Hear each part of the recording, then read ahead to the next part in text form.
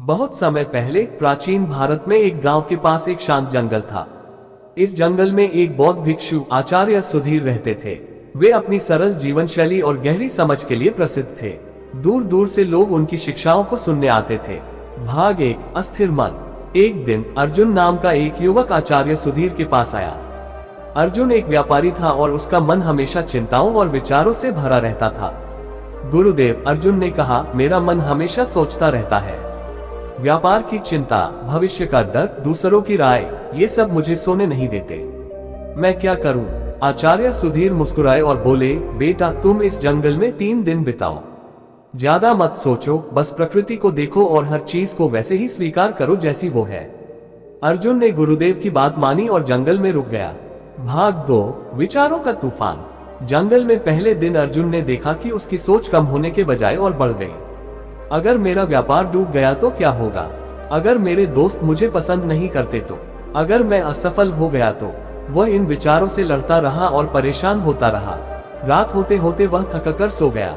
दूसरे दिन अर्जुन ने जंगल में एक शांत झील देखी। पानी इतना साफ था कि उसमें पेड़ और आकाश का प्रतिबिंब दिख रहा था।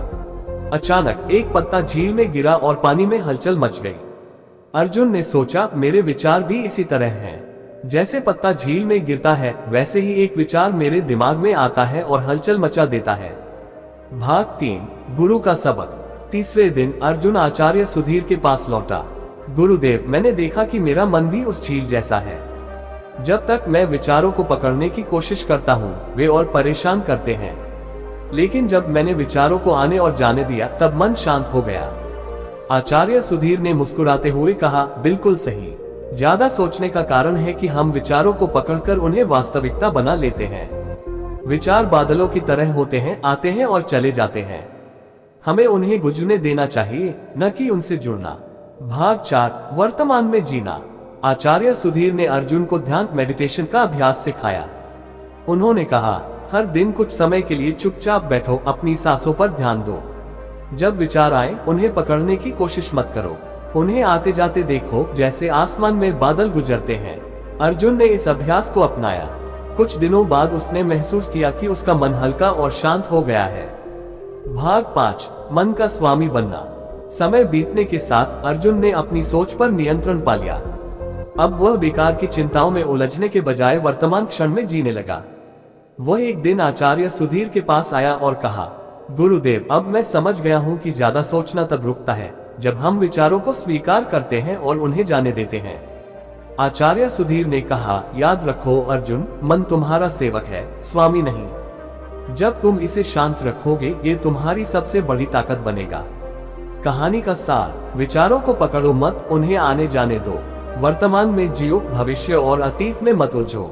ध्यान मेडिटेशन का अभ्यास करो। मन को अपना सेवक बनाओ, स्वामी नहीं। उपसंहार, अर्जुन गांव लौट गया और उसने अपनी नई सीख को अपने जीवन में उतारा। धीरे धीरे उसने दूसरों को भी सिखाना शुरू कर दिया कि ज्यादा सोचना कैसे बंद करें। इस प्रकार आचार्य सुधीर की शिक्षा से अर्जुन ने जीवन का सबसे बड़ा रहस्य सीख लिया। ज्यादा सोचना बंद करने के लिए विचारों को पकड़ना छोड़ दो और उन्हें बहने दो। बहुत समय पहले हिमालय की तराई में बसे एक छोटे से गांव में तिष्य नाम का एक युवा लड़का रहता था। तिष्य स्वभाव से बहुत ही होशियार और मेहनती था, लेकिन उसकी सबसे बड़ी समस्या थी, वह हर छोटी बात पर बहुत ज्यादा सोचता था। भाग 1, अनजाने भय। तिष्य अक्सर सोते समय सोचता, अगर मेरे माता पिता मुझसे नाराज हो गए तो? अगर मैं परीक्षा में असफल हो गया तो? अगर मैं कभी सफल नहीं हो पाया तो? वह इन विचारों में इतना उलझा रहता कि न ठीक से सो पाता और न ही दिन में कुछ अच्छा कर पाता। एक दिन तिष्य के पिता ने उसे एक महान बौद्ध भिक्षु आनंद के पास भेजा, जो पास के मठ में रहते थे। भाग 2, एक सवाल एक यात्रा। तिष्य मठ पहुंचा और भिक्षु आनंद के सामने सिर झुकाकर बैठ गया। गुरुदेव, मेरा मन बहुत बेचैन रहता है। मैं हमेशा सोचता रहता हूँ, कृपया मेरी मदद करें। भिक्षु आनंद मुस्कुराए और बोले, बेटा, मैं तुम्हें इस सवाल का उत्तर दूंगा, लेकिन पहले तुम्हें मेरे लिए एक काम करना होगा। पास के जंगल में जाओ और सबसे बड़ा पत्थर खोजकर इसे मठ तक लेकर आओ। तिष्य को यह काम अजीब लगा, लेकिन उसने इसे स्वीकार कर लिया। भाग 3, भारी पत्थर का बोझ। तिष्य जंगल में गया और बहुत मेहनत के बाद एक बड़ा सा पत्थर खोजा। उसने उसे अपनी पीठ पर उठाया और मठ की ओर चल पड़ा। रास्ता कठिन और ऊबड़ खाबड़ था। पत्थर का बोझ उसके कंधों पर बढ़ता जा रहा था। चलते चलते वह थक गया और आखिरकार मठ पहुंचा।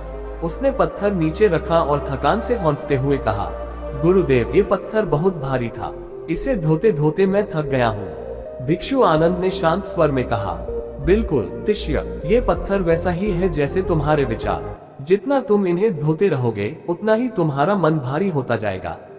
भाग 4, बोझ को छोड़ना। भिक्षु आनंद ने आगे कहा, क्या तुमने देखा कि जब तुमने पत्थर नीचे रखा तब तुम्हें कितनी राहत मिली? इसी तरह जब तुम अपने गैर जरूरी विचारों को छोड़ दोगे तुम्हारा मन हल्का हो जाएगा। शिष्य चुपचाप सोचने लगा। उसे समझ में आने लगा कि कैसे उसके विचार उसे एक भारी पत्थर की तरह जकड़े हुए थे। भाग 5, विचारों का निरीक्षण। भिक्षु आनंद ने शिष्य को ध्यान मेडिटेशन का अभ्यास करने को कहा। हर दिन कुछ समय के लिए बैठो, अपनी सांसों पर ध्यान दो। जब कोई विचार आए उसे पकड़ो मत, उसे देखो और जाने दो। शिष्य ने ध्यान का अभ्यास शुरू किया। धीरे धीरे उसने महसूस किया कि उसके विचार अब उसे उतना परेशान नहीं करते जितना पहले करते थे। भाग 6, हल्का मन खुशहाल जीवन। कुछ महीनों बाद शिष्य का मन पहले से शांत और हल्का हो गया था। अब वह ज्यादा सोचने के बजाय हर काम को पूरी जागरूकता और शांति के साथ करता था। एक दिन उसने भिक्षु आनंद से कहा, गुरुदेव, अब मैं समझ गया हूँ, विचारों को पकड़े रहना पत्थर धोने जैसा है। जितना जल्दी हम उन्हें छोड़ देते हैं उतना हल्का महसूस करते हैं। भिक्षु आनंद मुस्कुराए और बोले, याद रखो, विचार हमेशा आएंगे, लेकिन उन्हें पकड़ना या छोड़ना तुम्हारे हाथ में है। कहानी का सार, विचार पत्थरों की तरह हैं, जितना उन्हें पकड़े रहोगे उतना बोझिल महसूस करोगे। हर विचार को पकड़ने के बजाय उसे देखने और छोड़ने की आदत डालो। ध्यान मेडिटेशन विचारों को नियंत्रित करने का सबसे अच्छा तरीका है। वर्तमान क्षण में जियो और अनावश्यक चिंताओं को छोड़ दो। उपसंहार, शिष्य गांव लौटा और उसने अपने जीवन को हल्के और खुशहाल तरीके से जीना शुरू कर दिया। उसने ये सबक दूसरों को भी सिखाया। ज्यादा सोचने का हल यह है कि हम अपने विचारों को पकड़ना बंद कर दें और उन्हें बहने दें, जैसे पानी की धार बहती है। इस प्रकार भिक्षु आनंद की शिक्षा से शिष्य ने जीवन का एक महत्वपूर्ण मंत्र सीख लिया, विचारों का बोझ छोड़ो और जीवन को हल्केपन के साथ जियो।